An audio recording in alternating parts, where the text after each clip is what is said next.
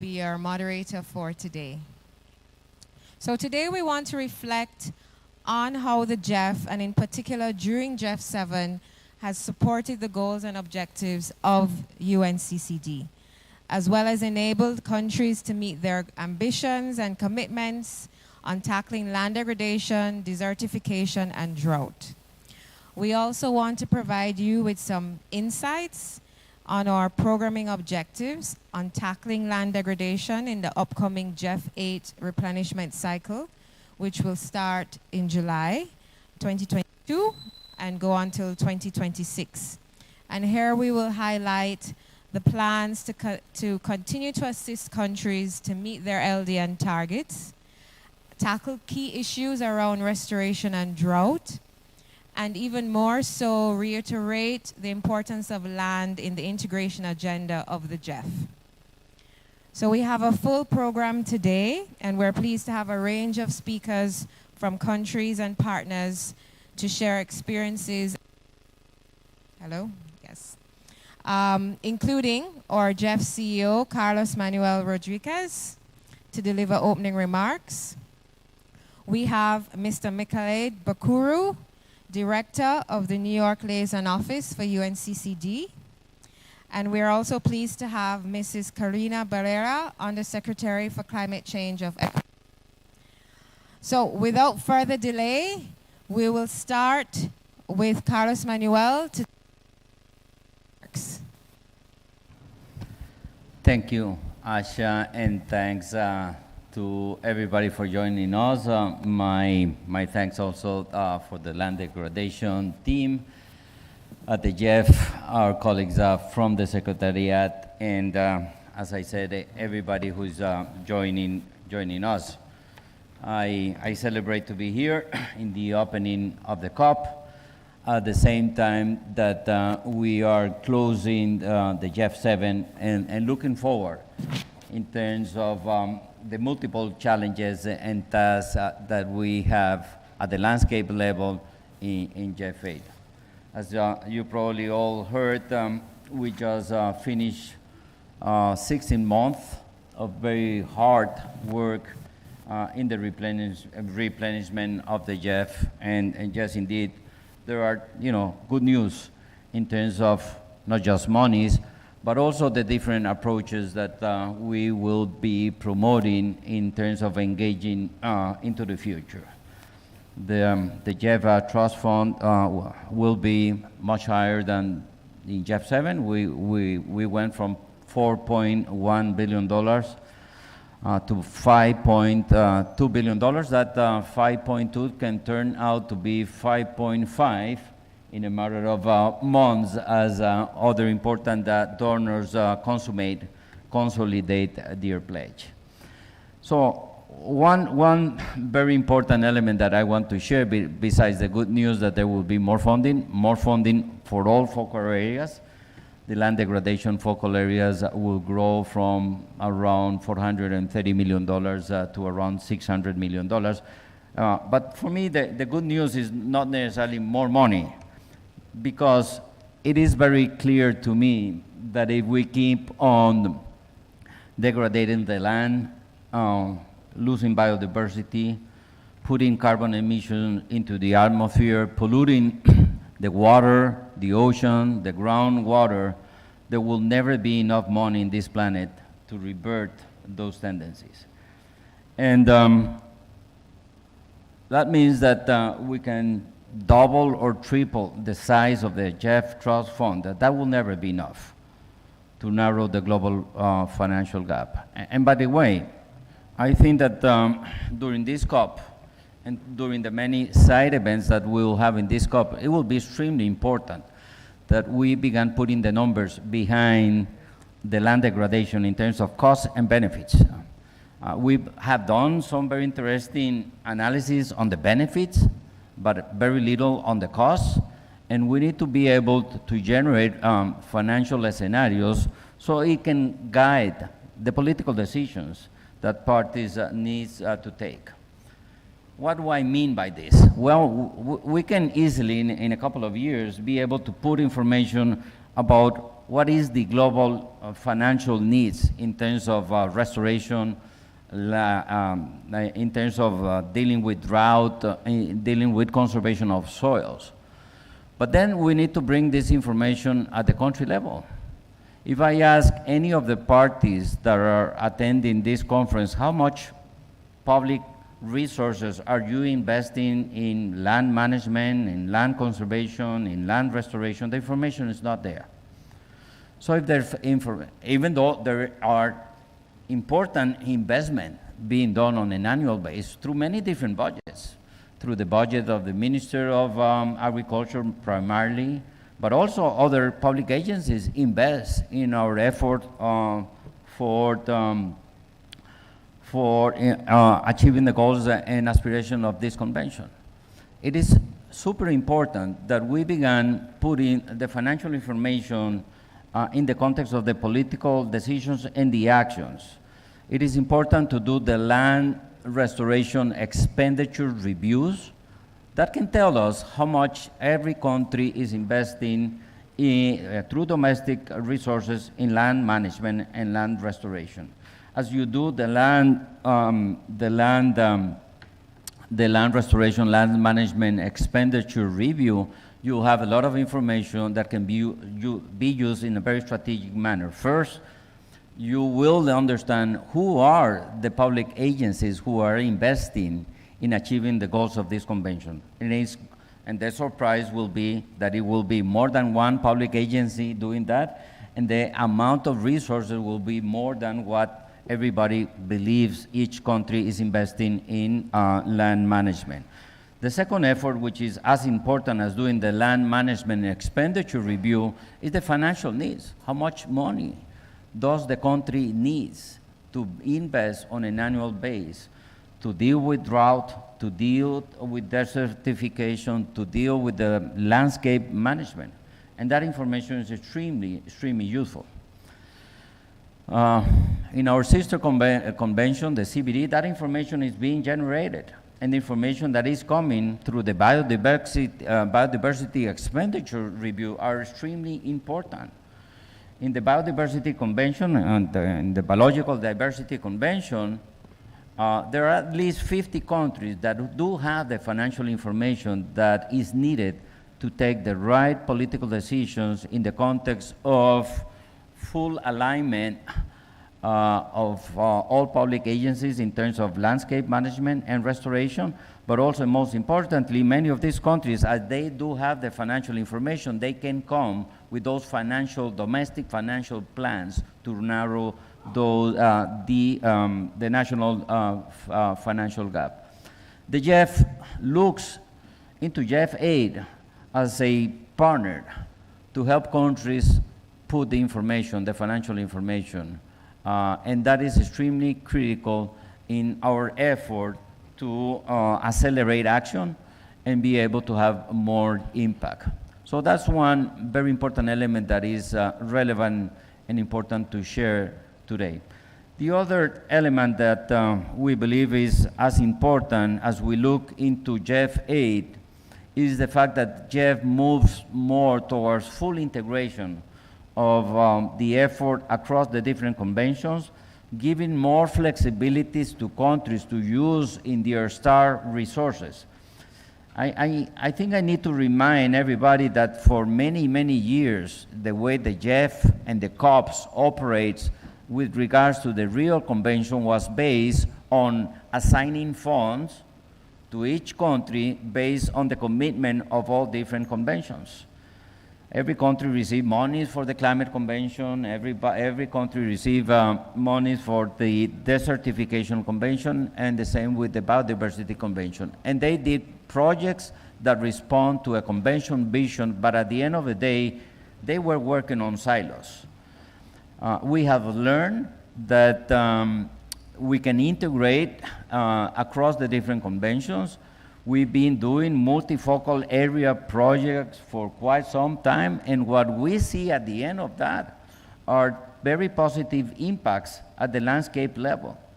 So in terms of GEF 8, we will be promoting more integrated approaches within focal areas, the 3 Rio conventions, but as well as many other new financial windows that the GEF has been created in terms of what we call the impact programs. And just, of course, probably you have heard about the food system land degradation impact program, that I think that was a good step forward taken in GEF 6, and now we look to consolidate that process and expand the possibilities for countries to do much better in terms of integrated approaches at the landscape and, yes, of course, at the seascape level. It is evident to everybody that every single project that is being implemented through GEF funding that looks to the desertification convention will generate biodiversity and climate benefits. So the more integration, the more across the conventions that we are able to design and implement projects, the better. And my last point, which for me is even more relevant than the previous two, is the fact that, and I will repeat what I said at the beginning, you know, there won't be enough money in the GEF to fully narrow down the global financial gap. But there is enough money in the GEF to do strategic investment that can help us help the governments align their public policies, their incentives with these convention goals and targets, with the CBD goals and targets, and the climate goals and targets. The ultimate goal at the country level is to work so all public and private investment are fully aligned with the Paris Agreement, the new CBD framework, and the land degradation neutrality objectives. That's the ultimate goal. And the GEF looks to begin to work with countries and strategically invest in elements of what we call policy coherence, as we believe that in GEF 9, we may be contributing very positively in the system change. And what do I mean by policy coherence? And I will just take 30 more seconds on this one. We all know that through public and private investments, every single country is investing much more resources in degrading the land, contributing to climate change, losing their biodiversity, than what we invest in reverting all of those processes. A recent study told us that we humans invest 144 times more financial resources in economic activities that generates deforestation than what we invest in forest conservation. That's a very clear proof of policy incoherence. And we all know that 80% of the deforestation comes because a policy that comes from the ministries of agriculture. I used to be Minister of Environment of Costa Rica. I know how ministers of agriculture think. And to me, one of the biggest challenges in terms of generating policy coherence is breaking these silos, this sectoral vision within the ministries of environment and the ministries of agriculture. Why do we have these political differences in how we plan and assign resources? Well, we need to really understand on that. What are the main differences? I was asking myself in an event yesterday, what are the main differences within the Ministry of Environment and the Ministry of Agriculture? Well, probably some people believe that the Ministry of Agriculture is the productive ministry in the country, and the Minister of Environment is the one in charge of conservation. If that is your belief, you're wrong. And let me be very clear, you're very wrong. Both ministries are ministries that contribute in production, in well-being, in progress, in economic growth. What is the main differences within the Ministry of Environment and the Ministry of Agriculture? Well, one works with domesticated biodiversity and the other works with wild biodiversity with the same stakeholders in the same landscapes. Nevertheless, we got two agencies pulling towards different directions. The GEF wants to be an agent of change and be able to help countries generate more policy coherence and help countries align their public and private investment with the objectives of this convention, the objectives of the Paris agreements, and the objectives of the new CBD framework. That's the ultimate goal, and we will be extremely committed to assist and help countries in GEF 8 as we see progress in the GEF portfolio regarding land degradation in GEF 7. So this is a great opportunity for us to talk about what we have learned out of GEF 7, what we aim to do with parties in GEF 8, and I'm extremely optimistic that we will be able to achieve in the midterm many of these objectives. I will finalize by saying that we need to overcome another impression that is generated out there in public opinion, which is land degradation and desertification is an issue of arid or semi-arid countries. I come from a rainforest nation. I come from a country where cloud forests are all over the place, and there is no cloud in the cloud forest, and there is no rain in the rainforest. This is an issue. This is an imperative issue of all nations, and we need to address it as such. So I look forward for a good discussion today. I thank you all for your participation. The GEF will be your trusted supporter in the future, and thank you, Asha, for the opportunity to be here with all of you.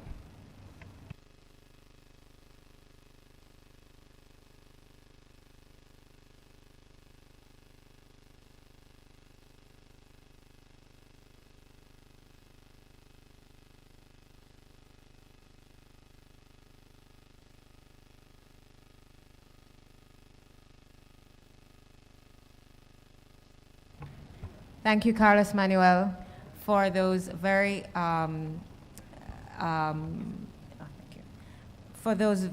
important reflections and for sharing the vision of the GEF for GEF 8 and beyond. I'll now invite Mr. Bukuru, the director of the New York Liaison Office for UNCCD, to share his perspectives on UNCCD's cooperation with the GEF now and into the future.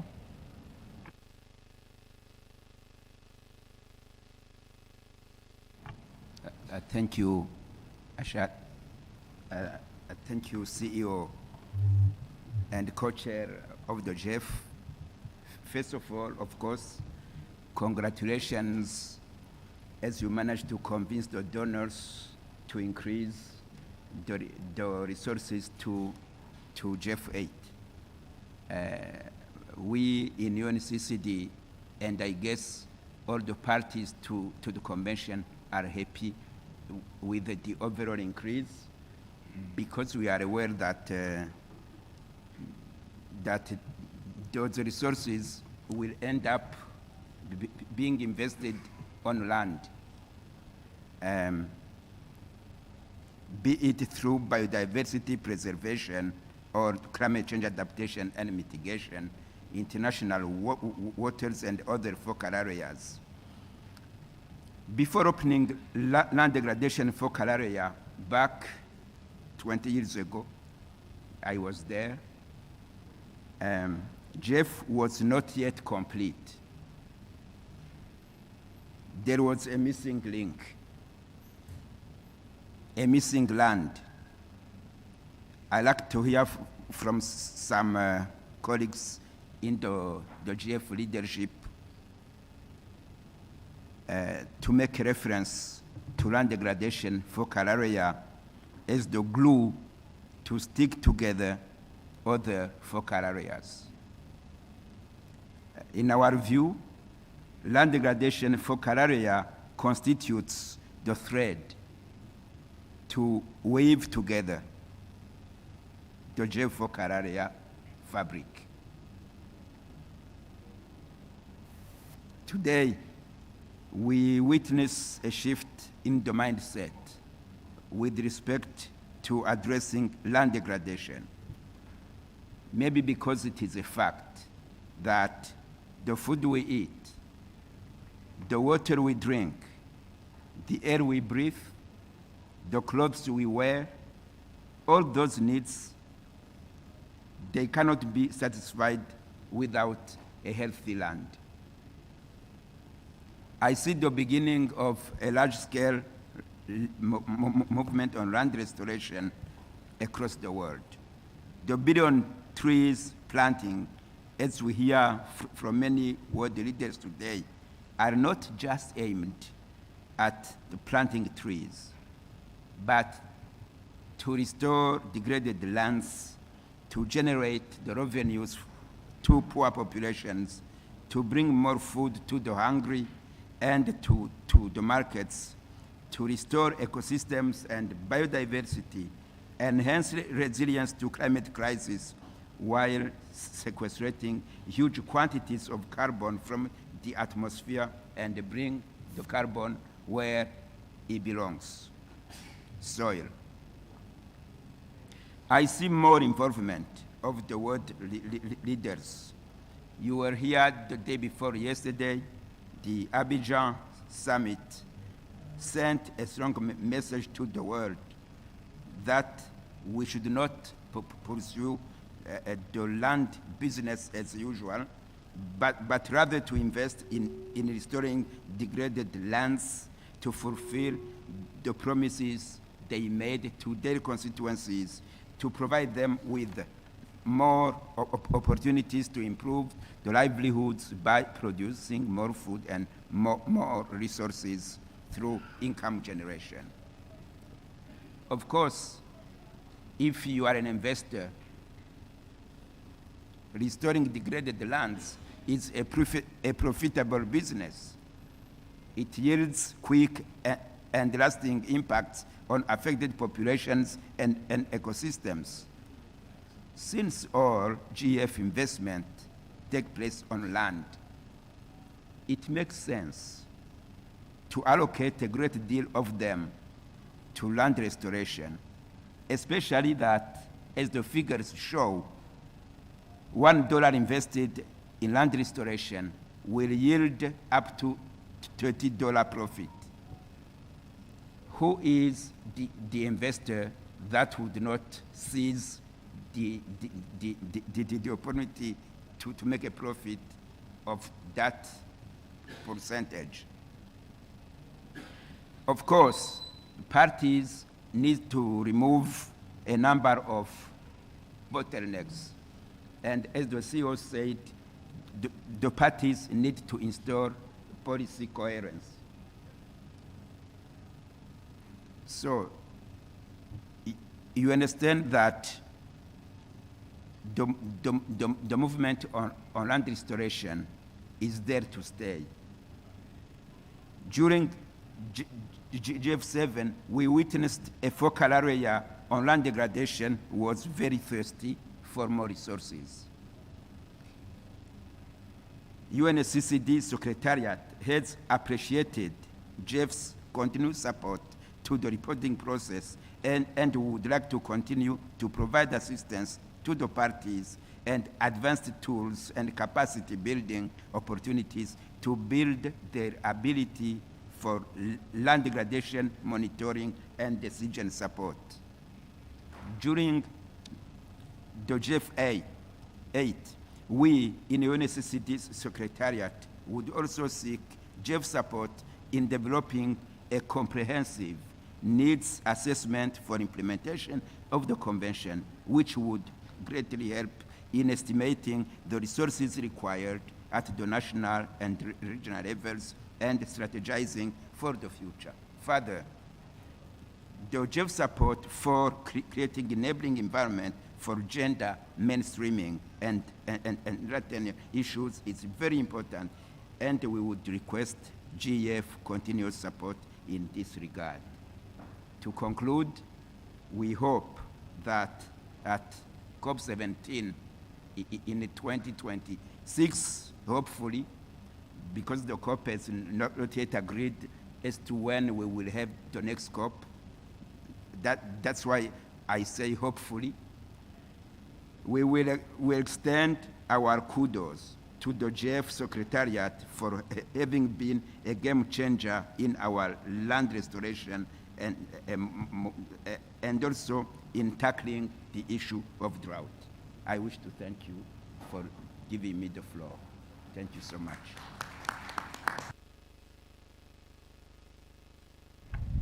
Thank you so much, Mr. Bakuru, for those positive reflections of the GEF cooperation with UNCCD.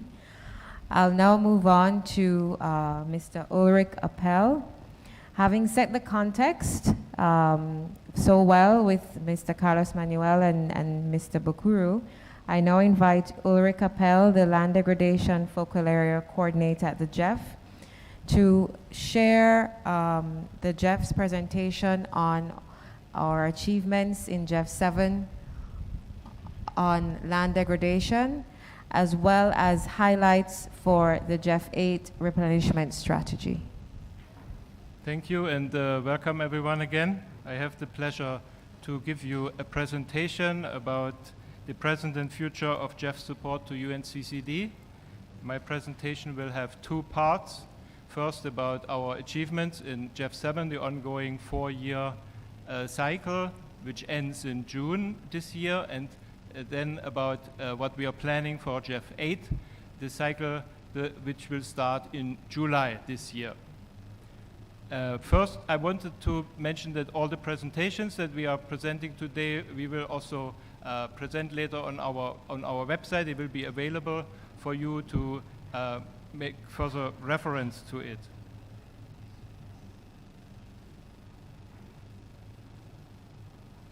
The GEF is an effective financial mechanism of the UNCCD. In GEF 7, we have, until December, we have managed to program 94% of the land degradation focal area allocation that was available in GEF 7, and until the end of the cycle, we will certainly get to 100%. Beyond that, we have made in total 1.2 billion in project financing available through integrated projects that all address land degradation issues in an integrated manner. We have more than 120 countries that participate in our enabling activities, and we have supported through our set-asides, we have supported global projects. For example, just to name a few, we have supported the International Working Group on Drought, we have supported the CSOs, the Great Green Wall Initiative, the Land Degradation Neutrality Fund, Technical Assistance Facility, and most recently supporting the Abidjan Legacy Program that was just launched the day before yesterday by the President. We also have other funding windows. We will hear also about other funding windows and cooperation with other funds in later in the session. They also make additional funding available. This is just a short slide to show you the funding by themes and by regions. The themes show you that our main core of the investments is on sustainable land management, but we also invest in landscape restoration, in sustainable forest management, and in integrated natural resource management with the land degradation focal area objectives. The enabling activities here in the slide is still small because most of it is programmed in the last half year, but it will certainly grow. From the regions, you can see, since we are working with developing countries, most of the investment goes to Latin America, to Asia, and to Africa. This reflects that we are working with developing countries, which of course have the most star allocation available, and the Europe and Northern Mediterranean have, of course, smaller allocations.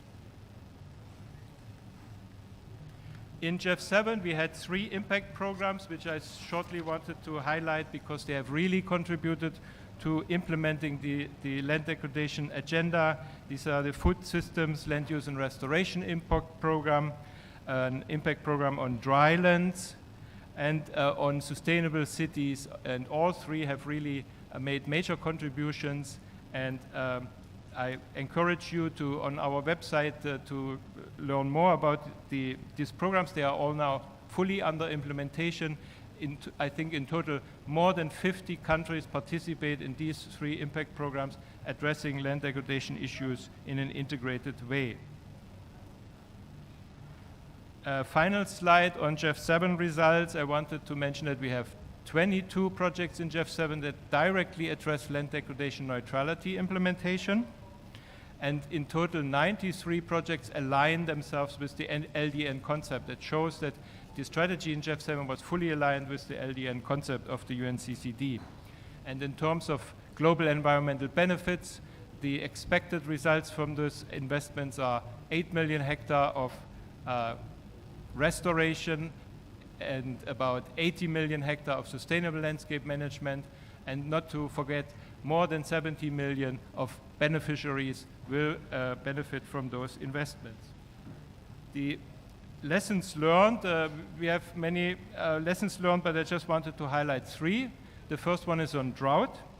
We really have learned that relevant aspects of the national drought plans of countries can be addressed through our projects, and that it can be included in comprehensive land use planning and addressing of drought mitigation. We also have learned that the private sector engagement is very important in leveraging funding, but also to involve them in the implementation of the projects. And finally, on gender, which was highlighted, of course, in the first day on the gender in the caucus, we learned that this is really important, these issues on land, to have gender equity and full empowerment of women in our projects. Now, let me go to the second part of my presentation, that is on GEF 8. We heard already the context and the big figures of GEF 8 with 5.2 billion and counting. For the land degradation focal area, there will be at least $600 million available, which is really a big increase over GEF 7. We, as a financial mechanisms of those 5 multilateral environmental agreements, align ourselves, of course, with those long-term targets and strategies. You know all the targets and goals of those strategies, and we, not only in GEF 8, but beyond GEF 8, GEF 9, and in the future, we align ourselves with those, and that means that not the other way.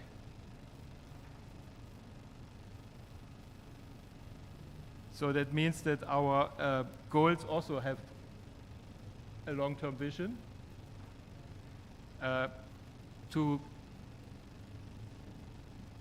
now I've got the slide, a long-term vision for the GEF to halt nature loss and ensure that the world is nature positive by 2030 and carbon neutral by 2050.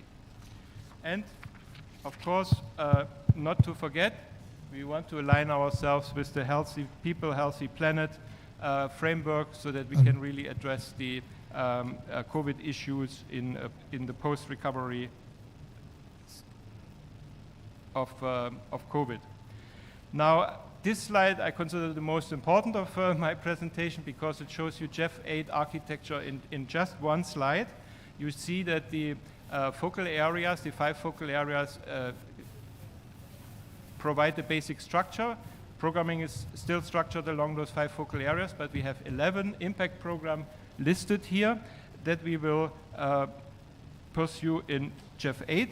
And in red, I made those in red that really have relevance for the UNCCD agenda, working on land degradation issues in an integrated way. And we also have 2 global programs that will be important for land degradation implementation, which are the blended finance, our non-grant instrument, and the new SGP, the Global Small Grants Program, which will also support this through working with local communities and the CSO.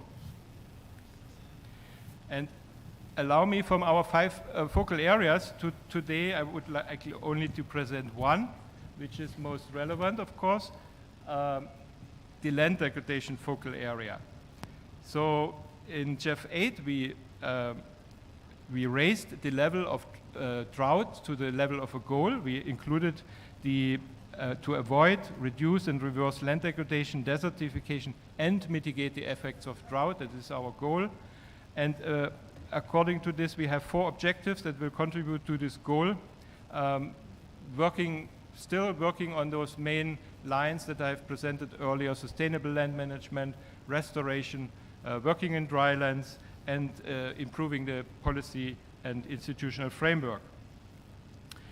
We will continue to support enabling activities outside of the country's allocations on top of that. Now, quickly to those 6 integrated programs that are related, which I had in red color in my slide. The first one is the Food Systems Integrated Program. You may know in GEF 7 we had Food Systems, Land Use and Restoration program with 27 countries participating, and we will continue with this program, working on food systems and really on regenerative agriculture. The next one is the Ecosystem Restoration Integrated Program. So this is for GEF 8. For the first time, we have a dedicated, standalone integrated program on ecosystem restoration to support the UN decade on ecosystem restoration and to really bring more investments to land degradation neutrality in form of restoration. Next slide is shortly introducing our Sustainable Forest Management Impact Program that works on the Amazon, Congo, and critical forest biomes. We had this already in GEF 7. We want to continue working on Amazon and Congo Basin and on more of critical forest biomes, which we really need for the global environment to keep it in balance, and like we heard earlier about the indispensable value of those ecosystems. The next one is the Net Zero Nature Positive Accelerator. This is really to support countries to closing the emission gap to reach the 1.5 centigrade Paris Agreement goal, and it will support countries especially in implementing nature-based solutions to reach this goal. Another impact program will be working on blue and green islands, and this is our new contribution emphasizing especially small islands development states. They have special and unique problems, so we want to work and emphasize working with SIDS, small island development states, in the GEF 8 replenishment cycle. And finally, there's number 6 that I wanted to introduce is Sustainable Cities. Sustainable Cities also contributes to land degradation issues, but more in an urban and peri-urban setting, and we will be continuing with this program, and countries may wish to join also in this impact program. That brings me briefly to the 2 global programs that I mentioned, blended finance. We will continue to work with our non-grant instrument to involve the private sector, to really mobilize and unlock resources from the private sector. Very often we use this tool to de-risk investments of the private sector so that they can make those restoration and sustainable land management projects, that they can make them financially viable. That is the most important thing. And let me turn to the Small Grants Program. We call it Small Grants Program 2.0 because it will have some very new features.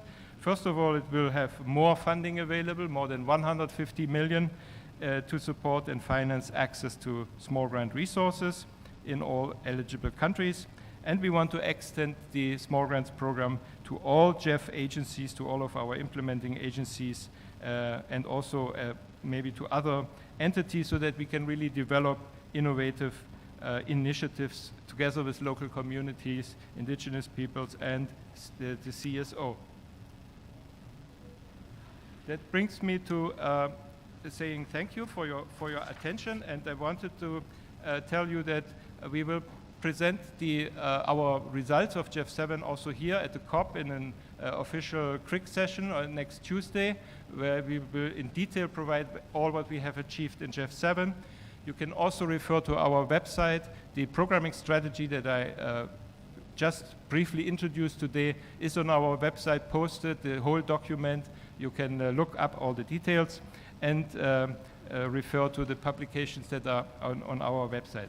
So let me stop here and thank you again for your attention. Thank you.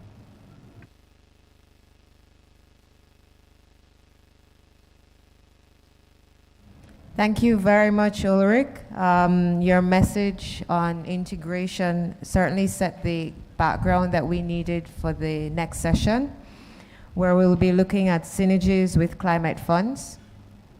The potential to achieve results at landscape scale in an integrated way by working collaboratively with other funds will be our focus of the next session. We will explore these opportunities hearing from the climate funds of the UNFCCC, first the SCCF and LDCF, and then the Adaptation Fund. We have a presentation from Chizuri Aoki, who could not attend the COP for personal reasons. And she has sent a video embedded PowerPoint for us to play for her session on the SCCF and LDCF.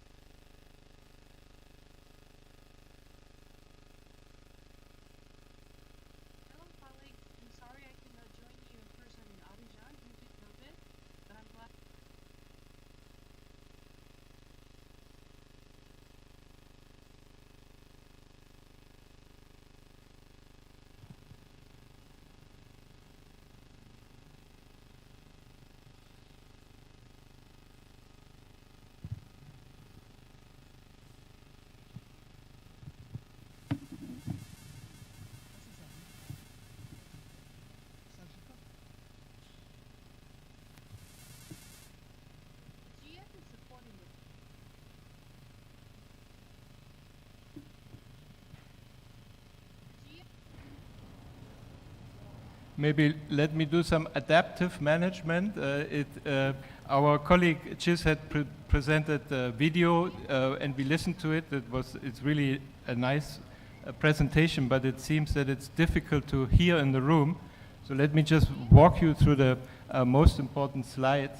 What we wanted to highlight in this presentation is that we have in the GEF, we also have the least developed country funds, and we have the Special Climate Change Fund, which are both funds under the UNFCCC, but they can be used for integrated approaches to program together with land degradation projects. And in fact, we have in our COP report, we will present to the COP that we have 10 multifocal area multi-trust fund projects where the two trust funds work together. And maybe we can go to the third slide. When you see we had in total, this fund, the LDCF has in total 71 adaptation projects with a value of more than 500 million.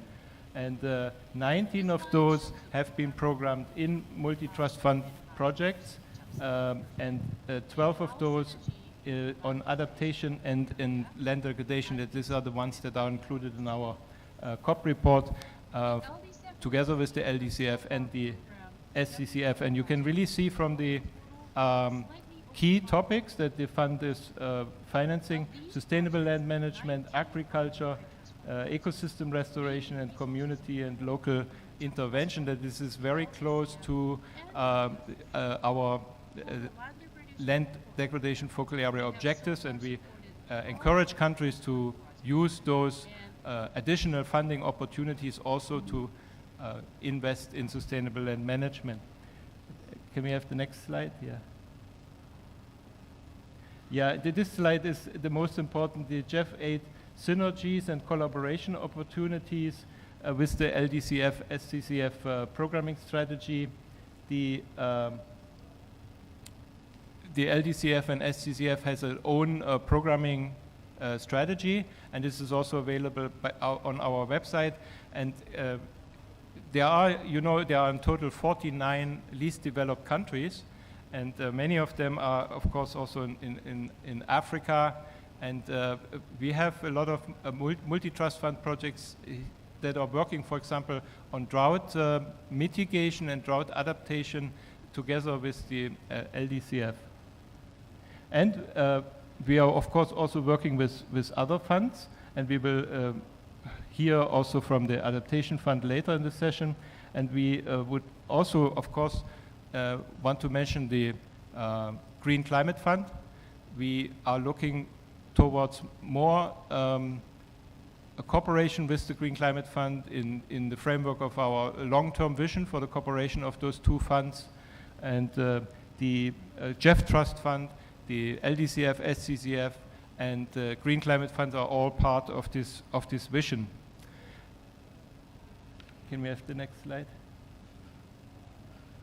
And this is just to show you, this is in the GEF, the team, the adaptation team, working on the LDCF and SCCF. And we can, if you are interested, I can link you up with the team. They will be happy to provide answers to your questions and be in contact with you if you plan to access those funds. Thank you very much.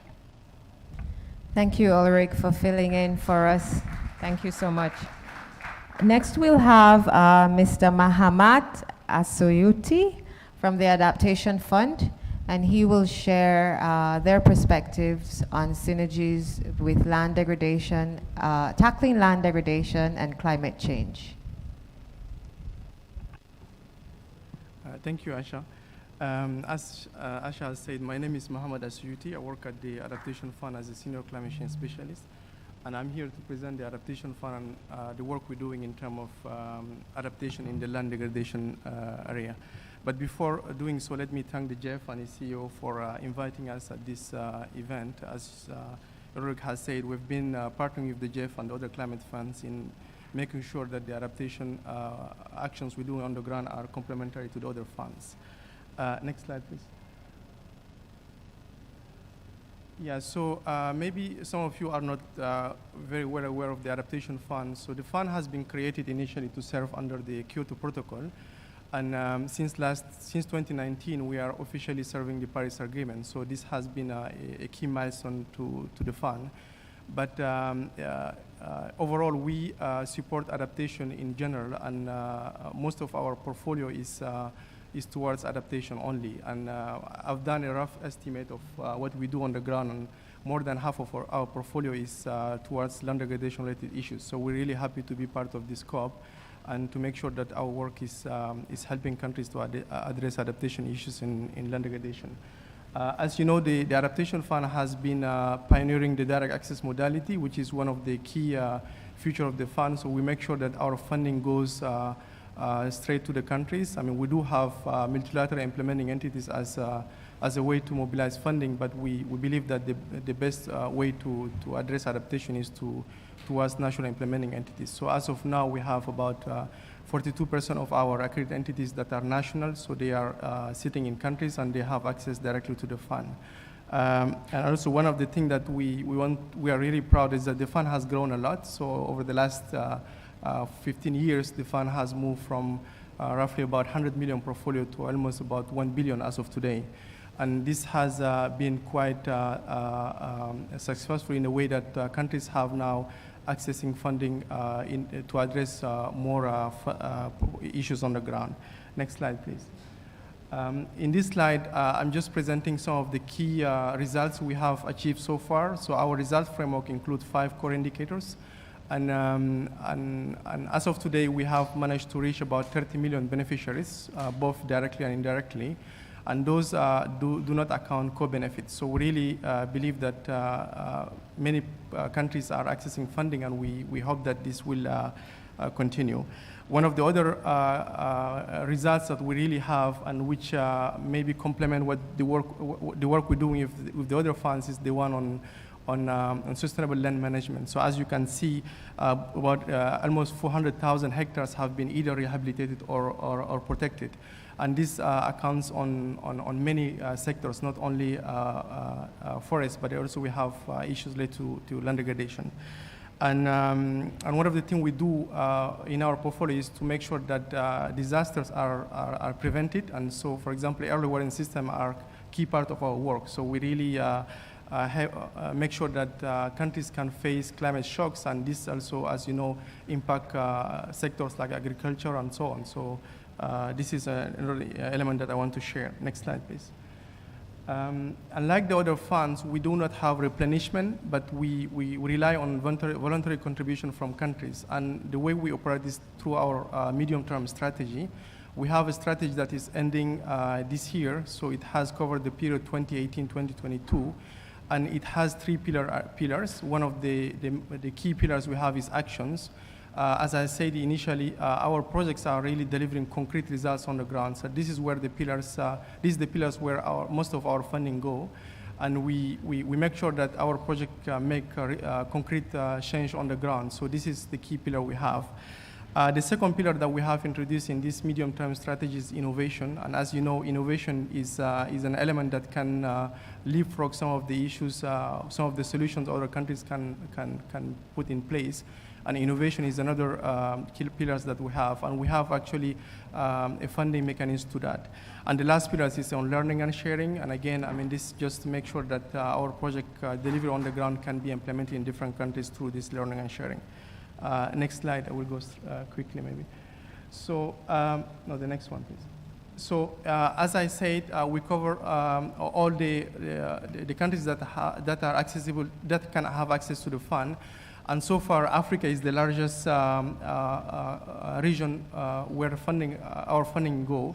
And we have, for example, 50% of our portfolio goes to Africa. And again, this is not because we prioritize Africa, but because the adaptation issues are more severe in this region than the other ones. But of course, all the regions have access to the funding.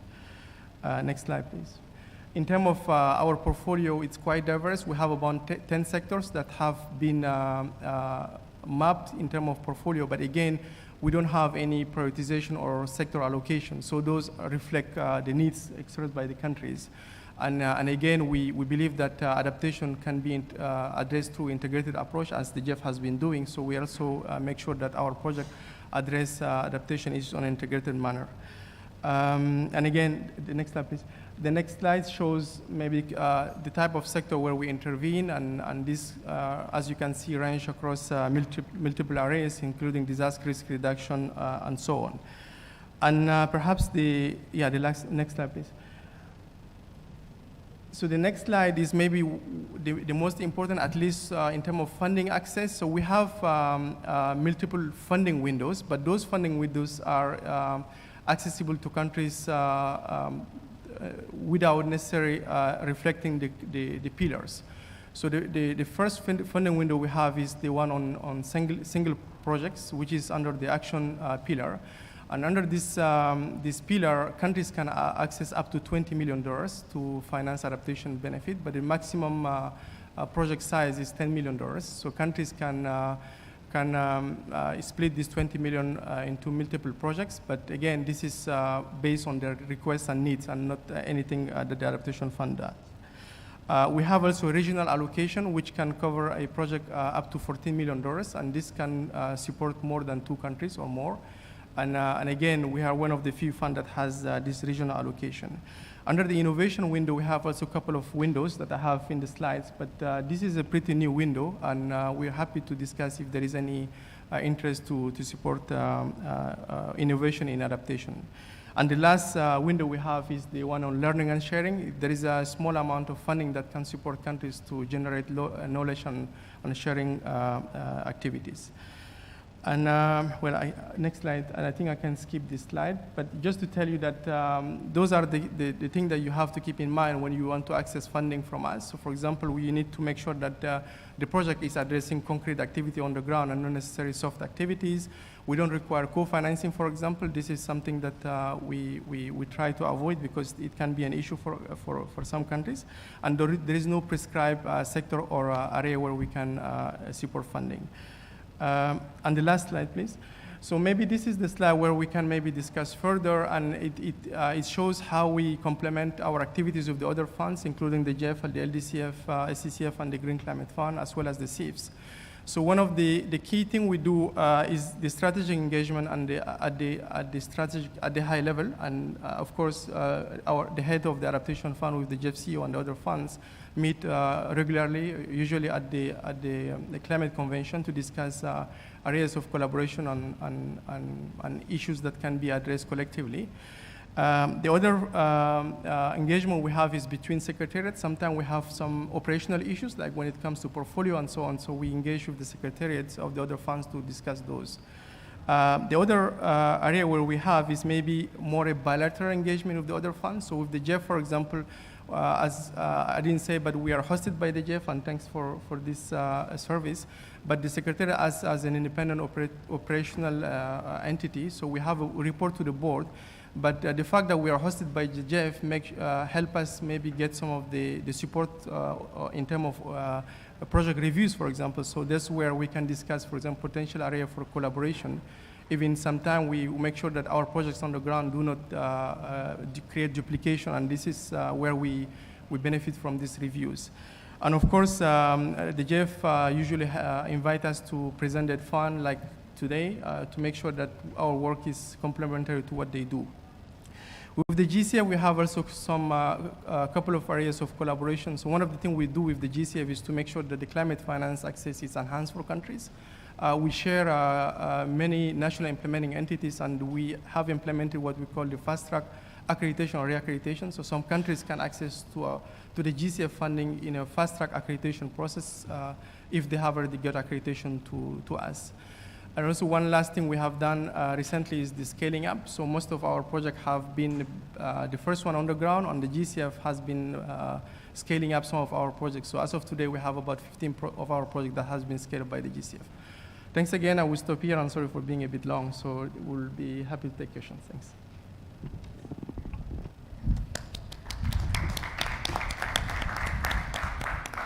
Thank you, Mahamat.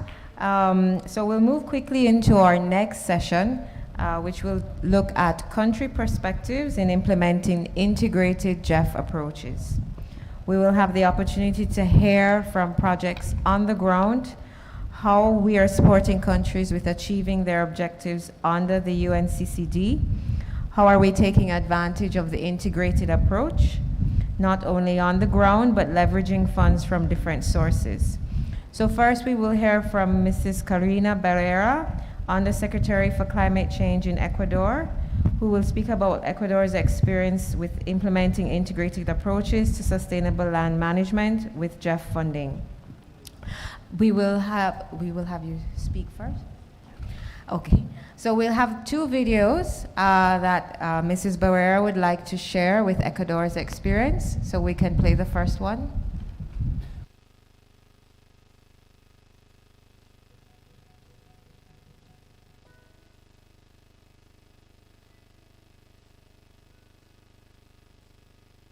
La tierra para mí es el pan de cada día. El proyecto de manejo sostenible y GIDA nos ha ayudado bastantísimo, el 100%, porque antes no teníamos agua.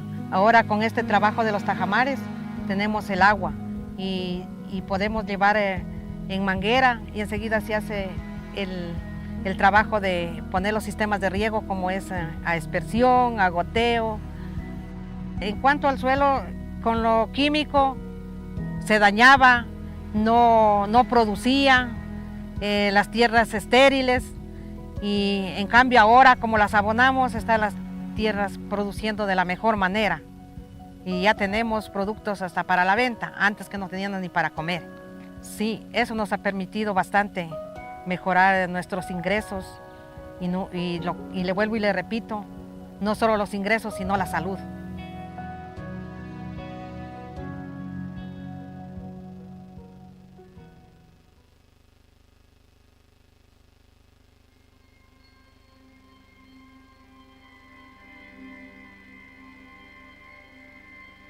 Tierra para mí es productividad. Todo incide sobre la tierra, todo factor biótico. plantas, animales y microorganismos. Una de las políticas de los gobiernos parroquiales es articular con las diferentes instituciones, tanto gubernamentales como no gubernamentales.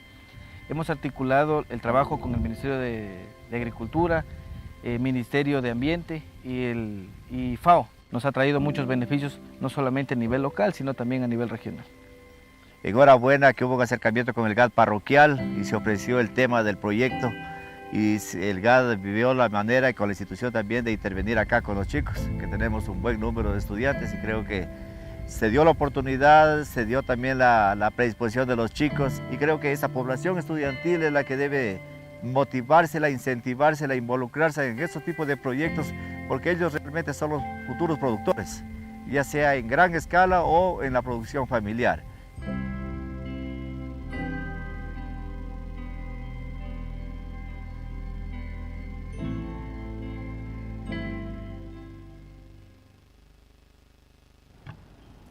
Thank you. Good afternoon. Thank you for having me in this space, distinguished panelists. I think that Ecuador has been an innovative country using the different funds.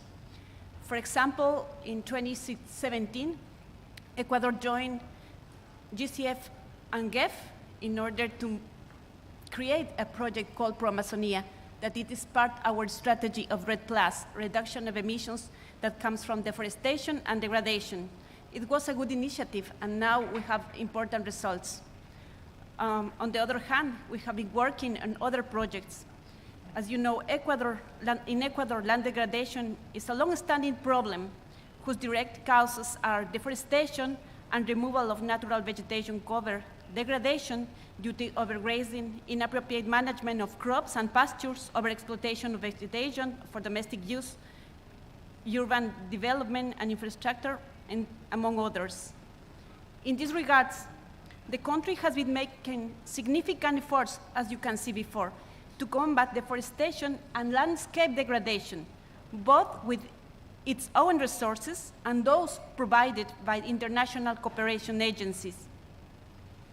We have generated our first national drought plan, where we have carried out a diagnostic that establishes the areas with the highest risk of drought in the country. I can say that this diagnostic allows us to know that 18% of the country has a high risk of drought. This is very important. We have priority sizes with landscape which can work in the future. And with this work, we can build a new project. Since 2020, the Ministry of Environment, Water and Ecological Transitions, and with the coordination with FAO and CONDESAN, started to define the project called Establishment of Neutrality Goals in the Land Degradation and Restoration of Landscapes Degraded in the Western Andes and Coastal Areas. So, with this project that is valuing $4 million that comes from GEF and $28 million that comes from our government, we built a project. This project now is approved with GEF 7, and with this, we are going to restore 4,000 hectares of especially in these prioritized areas with strong and extreme levels of degradation in 3 landscapes. And we are going to implement land management actions, sustainable land management, benefiting for 4,000 people, most of them women. And in this intervention, we are working with young people, and as a co-benefit, we estimate that we are going to avoid more than 5 million tons of emissions.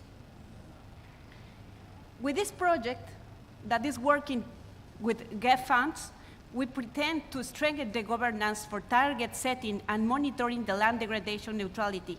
We want to demonstrate that the land degradation neutrality approach is useful to promote resilience and livelihoods and in working with sustainable land management. We have many expectations of these projects, and we know we have I think that we have working during this time that it's possible to integrate different kind of funds. And it is a challenge for the country. I think that we have to be innovative to use these funds. Ecuador is a proof that it is possible, and now we are, I think, that pioneer implementing with GEF 7 this project land neutrality degradation. Thank you.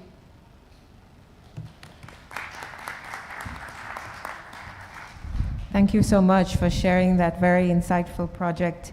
Next, we'll hear from Mr. Lakram Singh, who will be representing the Partnership Initiative for Sustainable Land Management.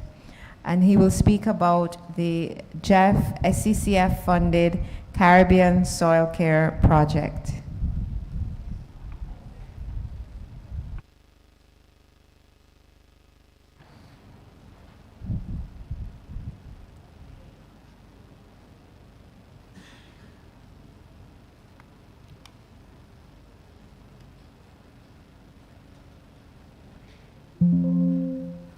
All right, thank you very much. Good afternoon, everyone. My name is Lakram Singh from the Partnership Initiative for Sustainable Land Management, that's PISLM, based in the Caribbean. Our headquarters right now in Guyana. I'll be representing the Executive Director today, Mr. Calvin James, who was called away to another important event.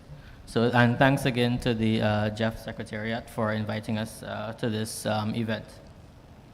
The project that I will be speaking to you about today is entitled, as you can see, it's quite a mouthful, Caribbean Small Island Developing States Multi-Country Soil Management Initiative for Integrated Landscape Restoration and Sustainable Food Systems, Phase 1, dubbed CSID's Soil Care Phase 1, just so that we can say it.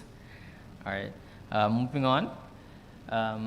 So how did this journey begin with PISLM? Now, the Caribbean SIDS have committed to achieving their SDG under 15.3 obligations using the LDN methodology. PISLM, in this regard, facilitated a readiness exercise in the Caribbean SIDS, and it was determined that the Caribbean did not have data sets to provide data related to soil carbon below and above ground. And so in 2017, the PISLM convened a meeting with the UNCCD focal points and the University of the West Indies to discuss the strategies for filling that gap. And out of those meetings came these decisions from the PISLM task force, which set the stage for PISLM to explore work on soils and producing a Caribbean land outlook, and of course, utilizing the GEF STAR land degradation allocations. The primary action coming out of these decisions by the task force is this particular project, which utilizes GEF, SCCF, and co-financing. There are 8 countries from the Caribbean Seas that are participating in this project. As you can see, we have Belize, we have Jamaica, we have Haiti, we have Guyana way down at the bottom, we have Trinidad, Barbados, Jamaica, and a couple others. I'm sorry.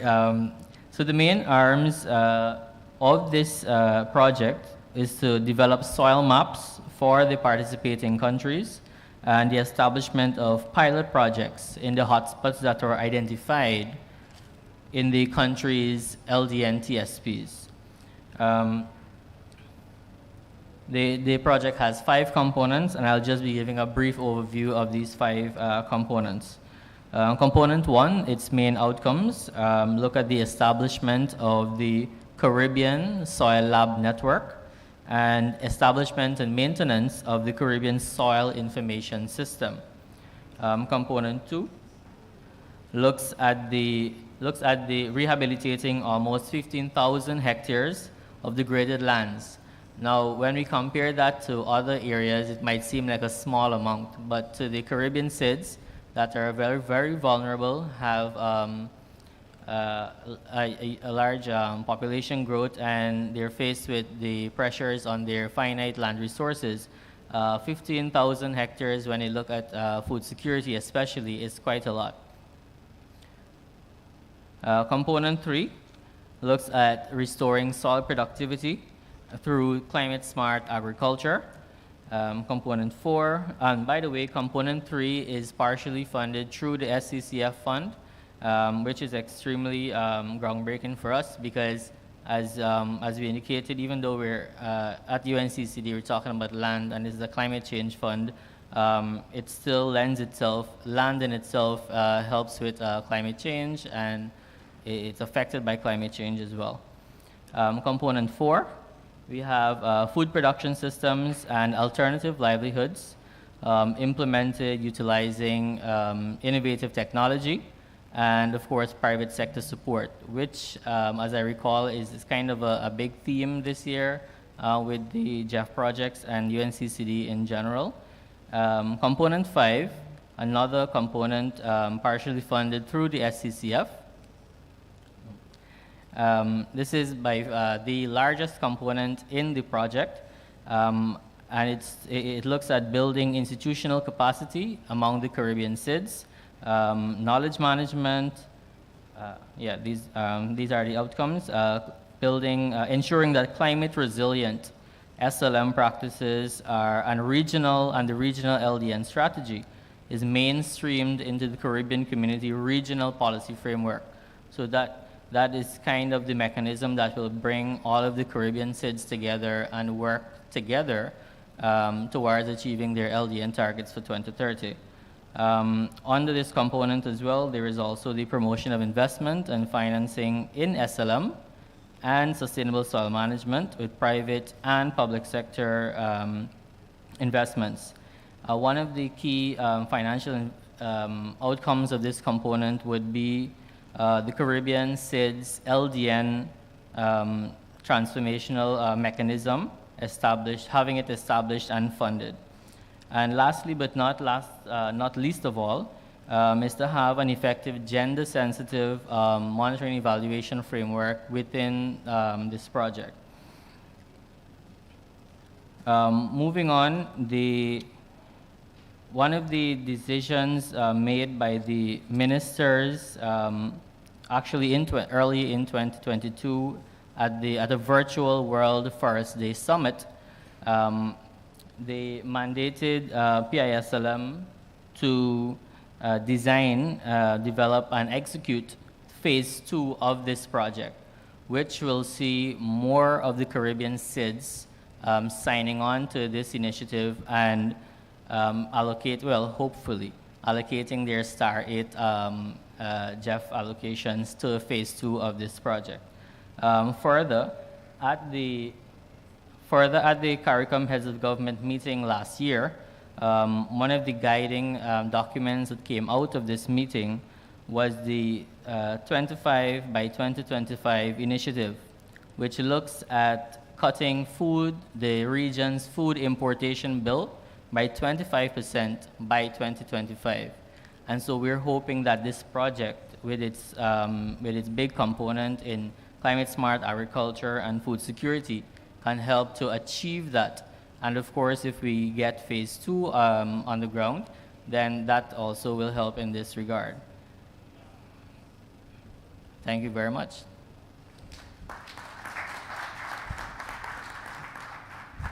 Thank you very much to our speakers from Ecuador and the Caribbean for giving us such a rich picture of what is actually happening on the ground. It's so important to have this perspective in these sessions. And now we have a few minutes to open the floor for questions for any members of the panel. And following that, we'll have closing remarks by Carlos Manuel Rodriguez. So anyone who has any questions, please introduce yourself and indicate which panel member you are directing your question.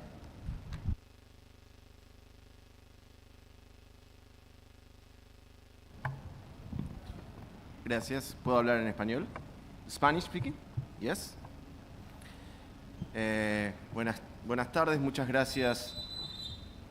Y soy Pablo Viegas Aurelio de la República Argentina. Quería en principio felicitar al señor Rodríguez por el cargo obtenido y quería también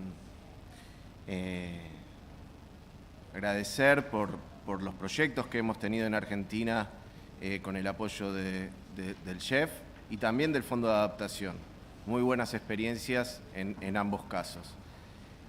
En particular, quería preguntar, atento que nuestro país y un grupo de países importantes en esta convención ha definido metas voluntarias nacionales, las ha elevado en el marco de la convención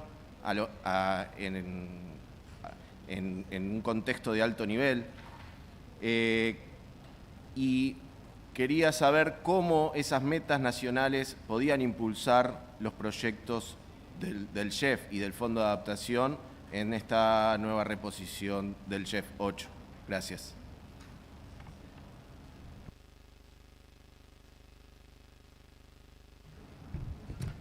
Muchas gracias, don Pablo, por su pregunta y gracias por acompañarnos a la tarde de hoy, los buenos deseos.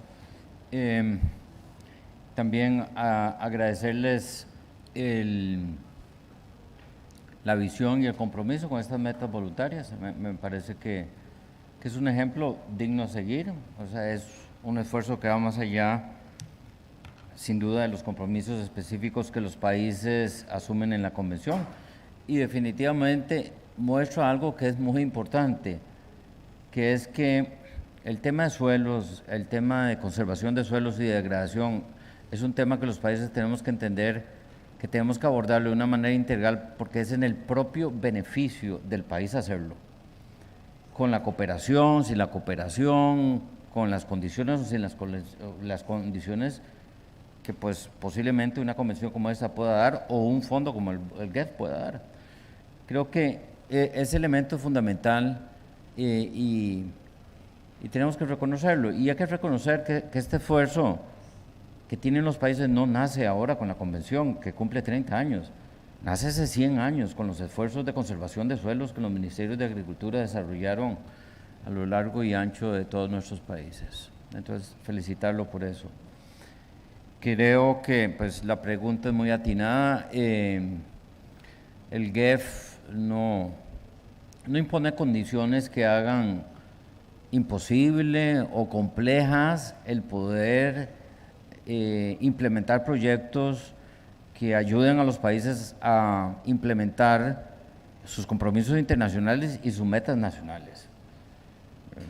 Yo en el GEF no tengo ni espero tener el poder de decisión de cómo utilizar los recursos en los países. Yo soy un administrador de sus recursos, eso es lo que soy yo.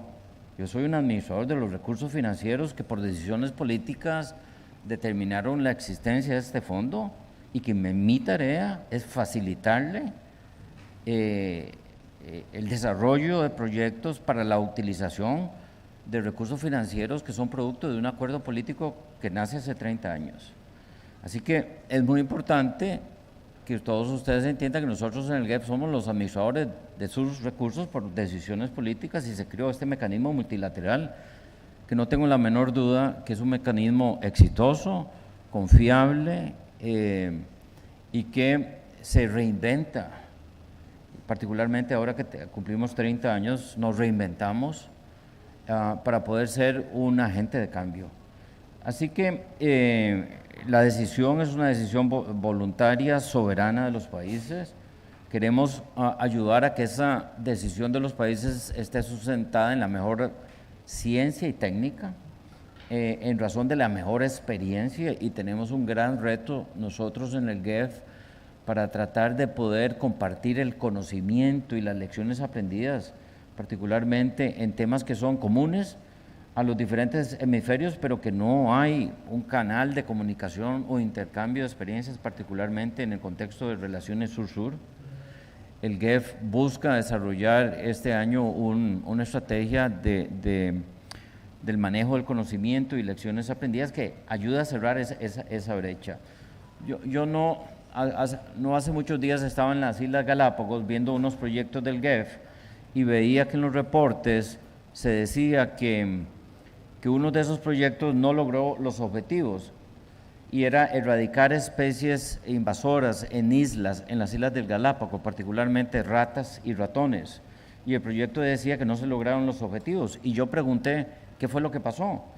Y aun cuando no se lograron los objetivos, a través del proyecto se aprendió a hacerlo y ya la agencia nacional inmediatamente, a través del aprendizaje que generó en ese proyecto del GEF, lo está haciendo con sus propios recursos y está haciendo la erradicación de especies invasoras.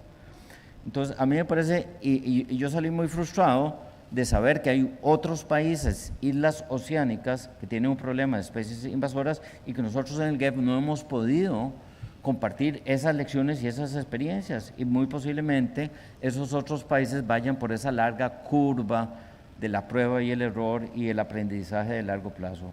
Por lo tanto, el tema de poder compartir experiencias es tremendamente importante. Pero para ser concreto, la pregunta es una decisión soberana de los países, el trabajo. Yo quiero dar dos consejos aquí a los países. Uno, asuman y empodérense políticamente los recursos del GEF. No siempre el proyecto que llega a la Secretaría del GEF es producto de una decisión al más alto nivel político del país, en este caso el punto focal político. Y ojalá que los países nos vayamos moviendo de un punto focal político que es un ministro hacia una comisión GEF nacional que trae hacia el GEF ya acuerdos consumados políticamente entre los ministerios de Agricultura, ministerios del Agua, ministerios de Ambiente, ministerios de Planificación y Finanzas, para poder lograr romper con esa visión de lo sectorial y poder tener una mayor incidencia a nivel de paisaje. Por lo tanto, una recomendación muy respetuosa que hago yo es ese empoderamiento de los países para con los recursos del GEF, porque no necesariamente los ministros o las autoridades políticas del alto nivel están determinando y definiendo en qué se usan los recursos del GEF. Y le cuento, don Pablo, una anécdota. Yo tuve una conversación con un ministro de Ambiente que me reclamaba que el GEF es muy lento y me reclamaba que el GEF es esto y aquello. Y yo le pregunté, bueno, ¿usted me puede decir la lista de proyectos GEF que usted tiene en su país? Y el ministro no sabía. El ministro, que es el punto focal político, no me podía decir a mí la lista de proyectos GEF. Y eso me demostró que tenemos un gran reto para que los recursos GEF obedezcan a esa visión política.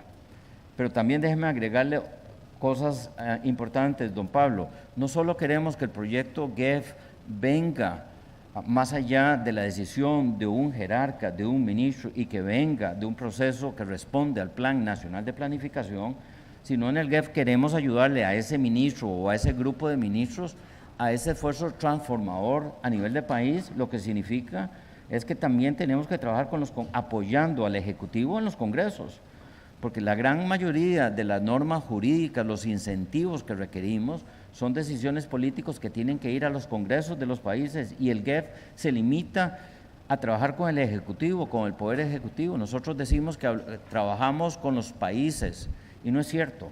Solo trabajamos con el gobierno, no trabajamos como quisiéramos. Sí, tenemos el programa de pequeñas donaciones, pero es pequeño comparado a lo que podemos hacer. Trabajamos con el Poder Ejecutivo en los países y queremos un cambio del sistema de consumo y producción, y eso no se da si no vemos ese panorama político más grande. Por lo tanto, el poder expandir nuestra visión en la gestión política más allá del Poder Ejecutivo, ayudando al Poder Ejecutivo en esos cambios que se requieren en los congresos. Perdón por extenderme, pero era una buena oportunidad para poder expresar algunas observaciones de tipo político y cómo deberíamos optimizar al máximo los recursos del GEF, que en principio suenan abundantes, pero si los distribuimos entre todos los países no es suficiente para cada una de las necesidades de cada país. Gracias.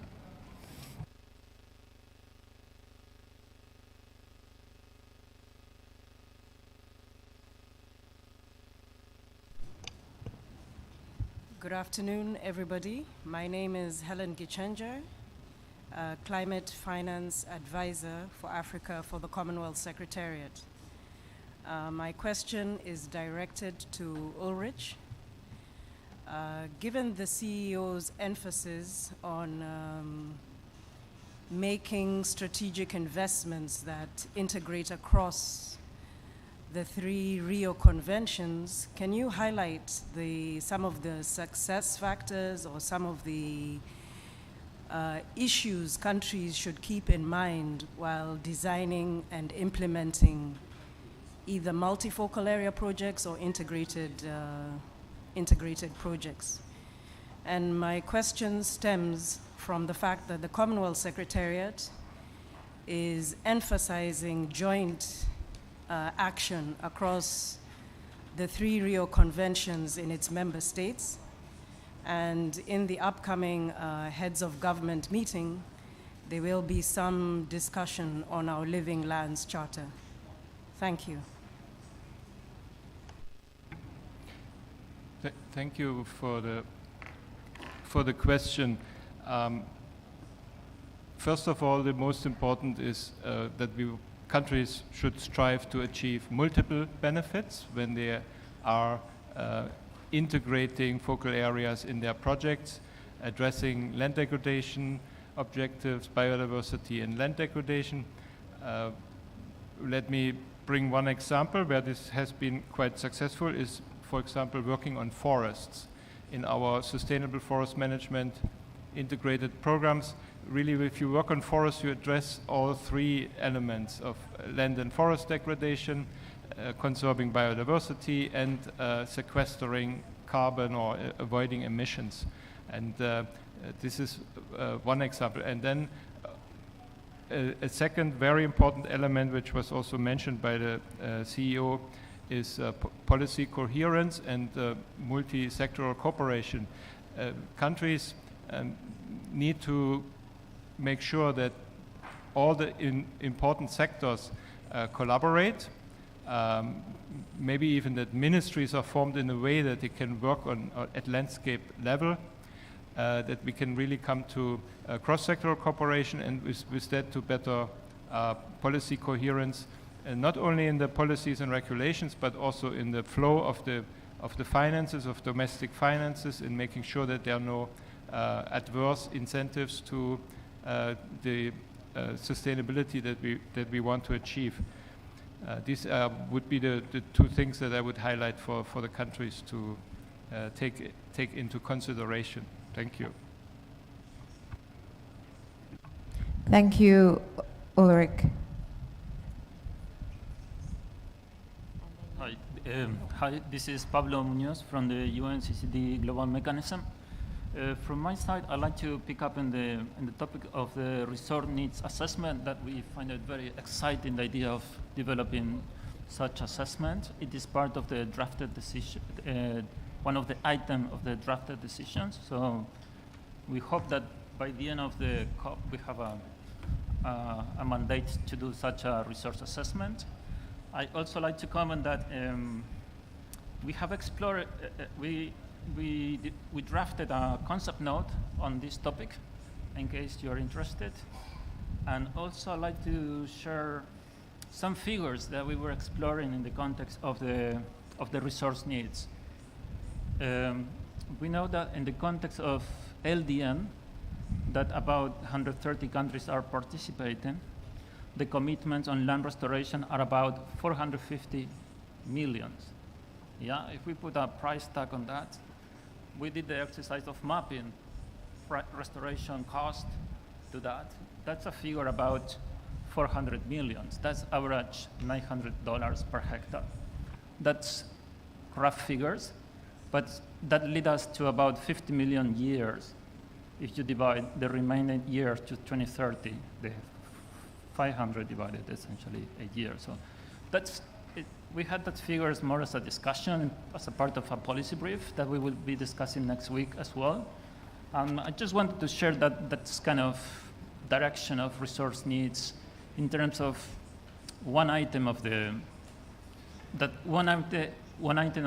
that could be the needs of the convention, that is LDN restoration commitment. Could be others like on drought, etc. So I just wanted to share these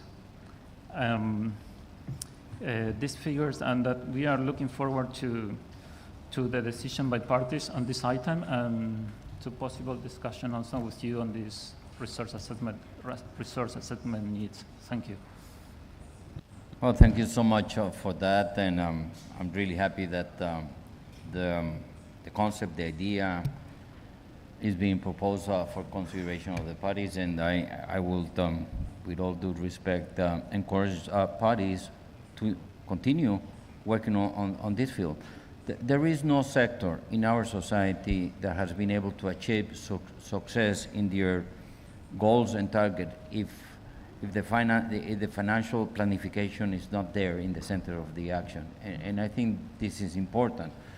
Also, I will very much encourage to go beyond what we have, the GEF has in the other RIOS conventions, where the CBD and UNCCD does the financial needs assessment, because this is in the specific context of the convention.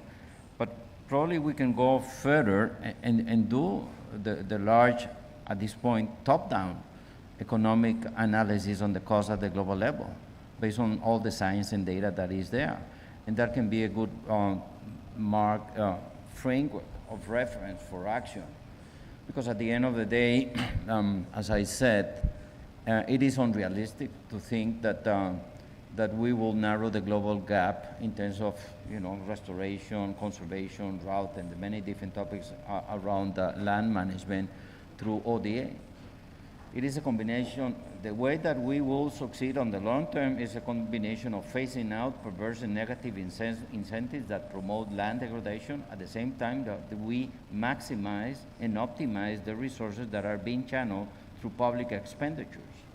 Yes, the ODA will be critical in supporting LDCs and seeds, but at the same time, we need to be able to really understand that we have to have a holistic approach on the finances. And yes, of course, if we don't put the land management, land degradation data and information in the language that major policymakers understand, and that is the economic language, we will never go beyond working with an enlightened Minister of Environment or an enlightened Minister of Agriculture. And these are the kind of the short, mid-term challenges that we have in front of us. And I'm really happy to hear that we're moving into that direction. Scientists, NGOs, think tanks, research groups are already putting the information, and we know what is the benefit, the economic benefit of restoring a hectare. We know that. But let's try to do an effort to do the financial planification of the long-term actions with good data that can really help us in mainstreaming land degradation, droughts, and land management, landscape restoration in national decision-making policies. Gracias. Thank you. I know we have 2 additional questions. Yeah. Okay, thank you very much. I thank all the panelists. My name is Ibrahim Abdou. I came from the Niger, Ministry of Environment and Desertification Control. Je vais donc faire mon intervention directement en français, juste pour féliciter les panélistes en anglais. Et je suivis avec intérêt toutes les interventions.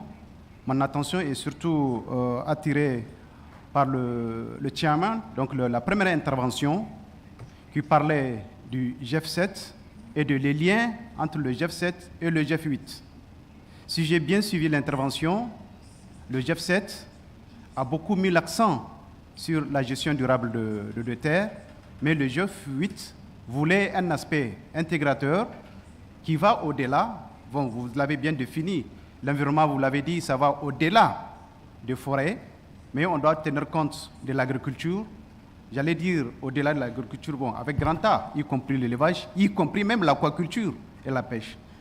Donc, dans ce sens, nous avons des initiatives africaines comme la Grande Muraille Verte.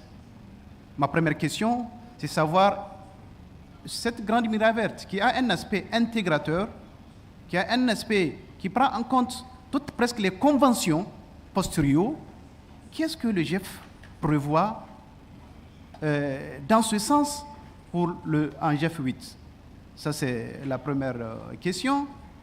La deuxième, vous savez, le Niger, c'est un pays de 1 267 000 km², dont 3/4 est désertique. Et je pense qu'un regard particulier doit être fait dans ce sens. On dit qu'un événement qui se passe à ta porte ou bien à l'autre bout du monde peut atterrir à ta porte. Ça veut dire quoi? Il n'est pas surprenant d'avoir cette désertification que nous avons au Niger, qu'à des milliers de kilomètres, qu'on ait des pluies de sable. Donc, une attention particulière doit être mise aussi dans la gestion durable de terre et des eaux. Je vous remercie.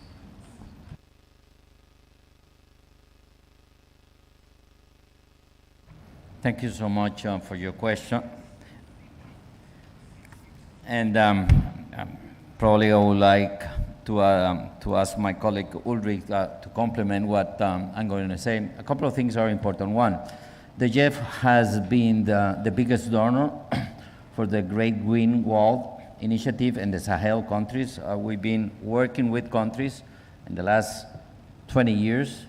We've been able to allocate around $800 million, and we will continue to support Sahel nations. I think there are a few very important lessons. Dealing with the Great Green Wall and the land degradation at the Sahel is not a matter of planting trees. It's a matter of landscape management. And this is a very important lesson that we all were able to understand. And when I say landscape management, I'm not just thinking or looking at natural resources, but most importantly, people and their economic activities. People who live in the area and people who takes decisions that has impact in the area. So it needs to be a top-down, bottom-up process. I think that civil society can play a big role in what the GEF may be doing in the Sahel nations. That's one point. The second point is we are not changing dramatically what we did in GEF 7 towards GEF 8 in land degradation. We will continue to do the same good things that we were doing in GEF 6, in GEF 7. GEF 8 will bring two elements: more resources and the aspiration for a more integrated approach as we try to achieve multiple benefits beyond the land degradation convention as we design projects. That's one very key element.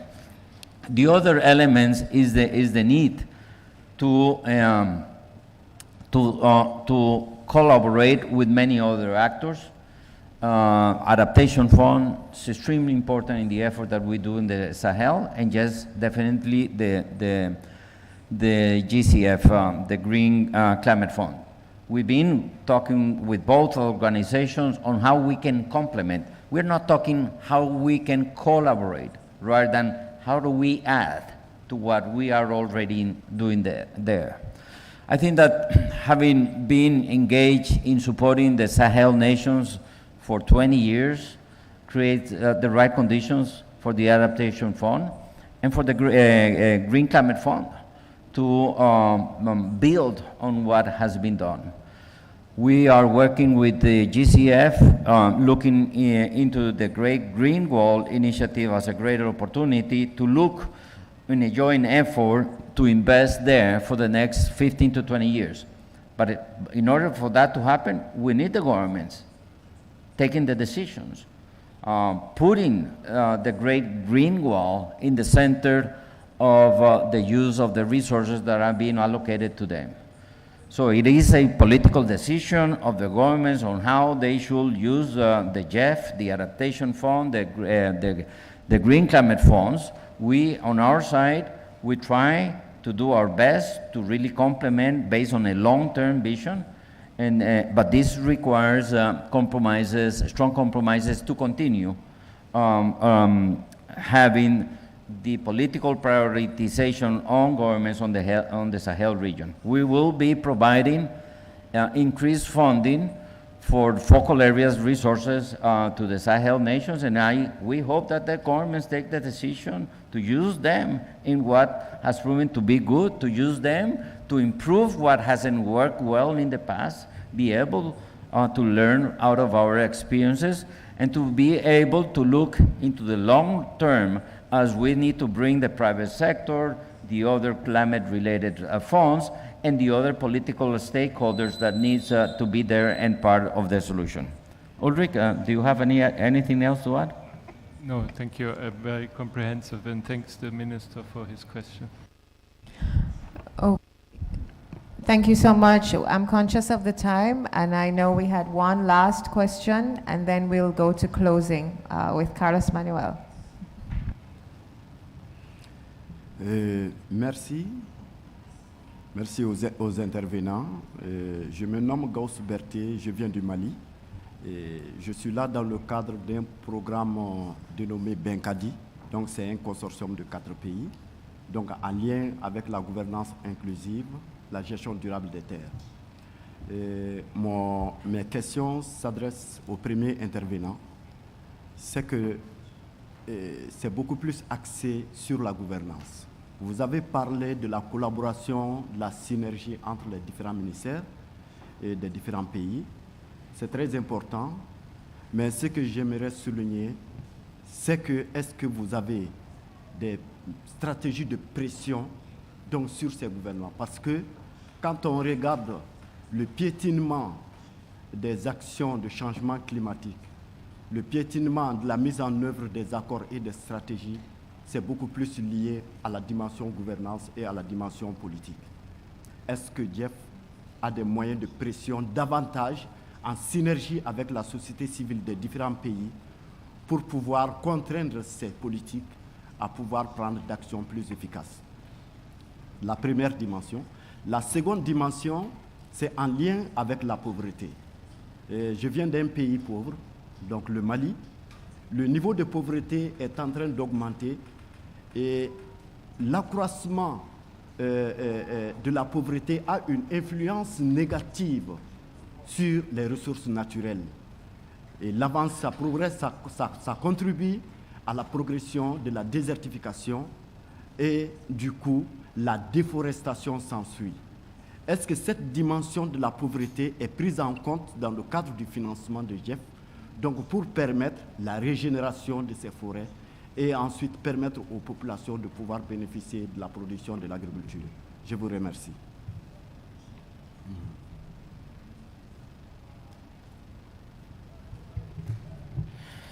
Thank you so much for your question. And as you can understand perfectly, we are a multilateral environmental fund. We are apolitical.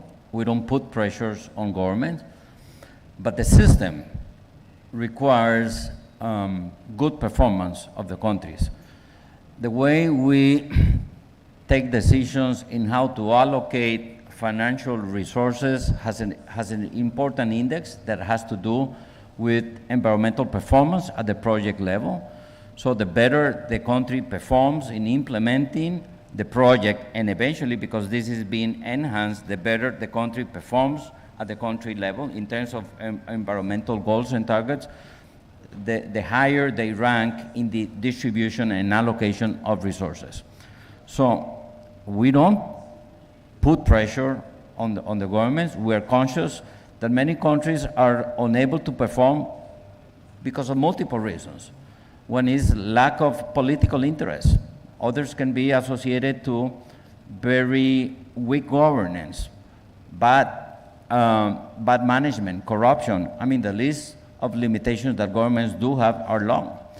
And we understand that we need to be a positive incentive for improved management of natural resources at the country level. So we don't put or condition, we don't put pressure, we don't condition our resources, politically speaking, but the way we work with governments force them to be consistent and to deliver at the project level. Of course, we got multiple challenges with regards to this element, and that is why in GEF 8, we will be investing a lot in helping countries be more consistent and more coherent. It is, you know, since I've been appointed to the GEF, I know two cases of two countries that 20 years ago with GEF resources created some protected areas, and the new government now is changing the protected areas because they want to do oil and gas. And that really worries me. It worries me that after a good GEF investment, the actual government is trying to dig a set to change protected areas because of, you know, an oil and gas exploitation. And that really goes against the spirit of what the GEF is. That really goes against the spirit of the conventions. And that is something that is a political reality. Those examples put me to think on ways by which we should design projects that, that look for that sustainability element. And I think that there are multiple ways by which we can engage. One way is to work more with the private sector and civil society at the country level. And I'm pushing hard, I'm pushing very hard. 50% of the countries that we work, there is, in 50% of the countries that we work, there are multiple limitations for civil society to work and operate.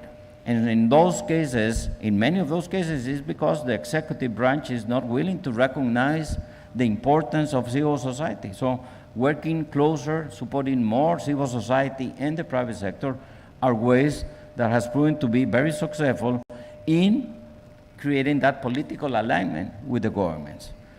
There are other ways. We may be thinking on working with other decision makers at the country level, and I mentioned earlier working more directly with parliaments and government and congresses. Parliaments and congresses, they do political control of the executive branch. So there are multiple ways by which we can help the country put together all the elements in peace. So we are totally apolitical. We don't engage ourselves in political processes, but we help those societies to come up with ways that can overcome the political challenges. And just on your second question, drought is a major issue. Water security will be the main issue in the following years. And this is an issue that we've been working with the GEF. And it is very important that, that into the future, we can set some very clear outcomes and outputs at the project level that is dealing with the water security issue that we need to deal. It's not just designing project that deals with droughts, rather than putting a cross-cutting principles in every single GEF project that are helping countries at this national or subnational level to deal with the issue of water scarcity and working with them in helping in those aspirations to be water resilient. Thank you. Thank you, Carlos Manuel. So I'm afraid we have run out of time. Feel free to engage the panelists bilaterally. The GEF Secretariat will also be here for the rest of the COP.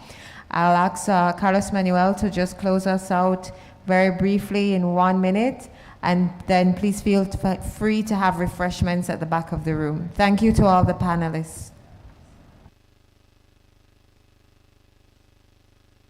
Well, thanks.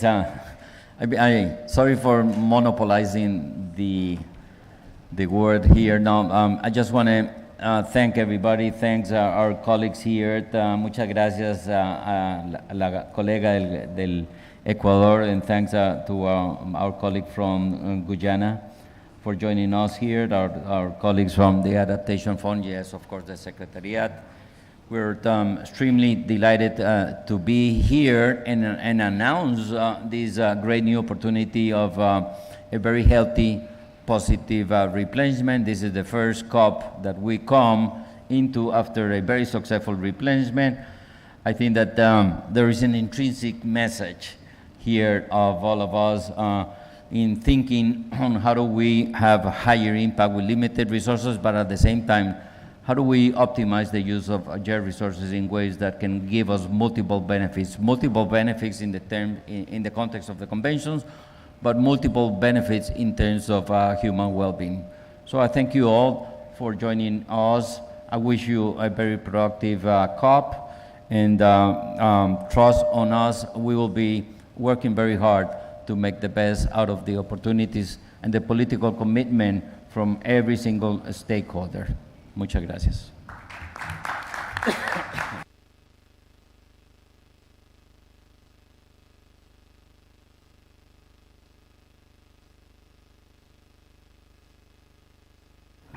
And again, please grab a bite to eat or a drink. There's some refreshments in the corner. Sorry that they came late. Please grab something on your way out.